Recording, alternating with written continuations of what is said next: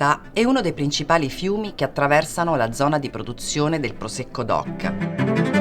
La riviera che accompagna il tratto finale del suo percorso è famosa per i suoi magnifici paesaggi naturali e per le maestose ville di villeggiatura che le famiglie nobili veneziane costruirono sulle sue sponde tra il XVI e il XVIII secolo.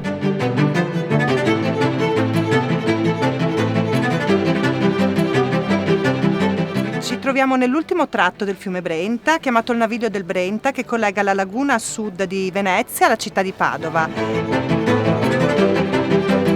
È una navigazione molto slow, però è ricca di ponti girevoli e conche di navigazione che sono dei veri e propri ascensori acquei e costellata da numerose ville venete costruite tra la fine del Cinquecento e il Settecento.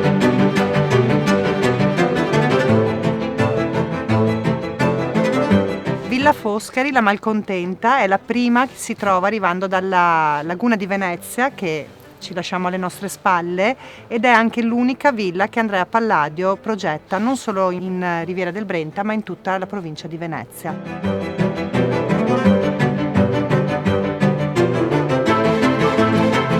E la prossima tappa sarà Villa Widman, che è proprio un gioiello del rococò veneziano.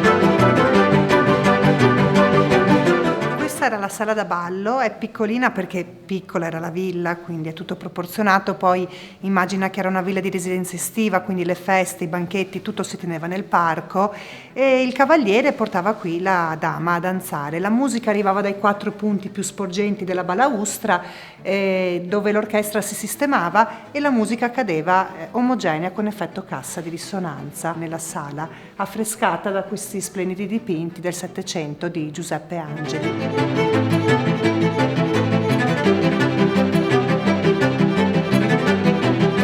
Questa villa nei secoli ha avuto diversi proprietari. Oggi di chi è? Oggi la villa è pubblica, è proprietà della città metropolitana di Venezia.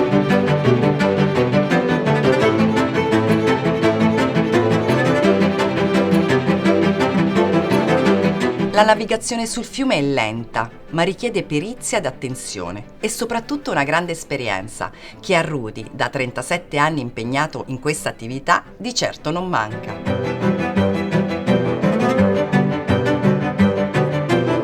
Francesca, quali altre ville venete vedremo lungo il percorso?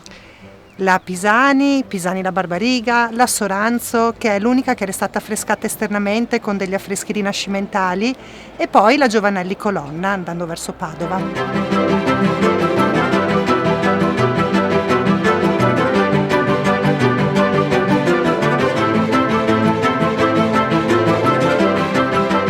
L'ingresso a Padova è stato davvero spettacolare.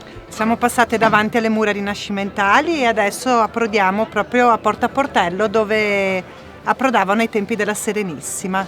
Grazie Francesca per questa giornata. Io direi di fare un brindisi con un calice di Prosecco DOC Rosé.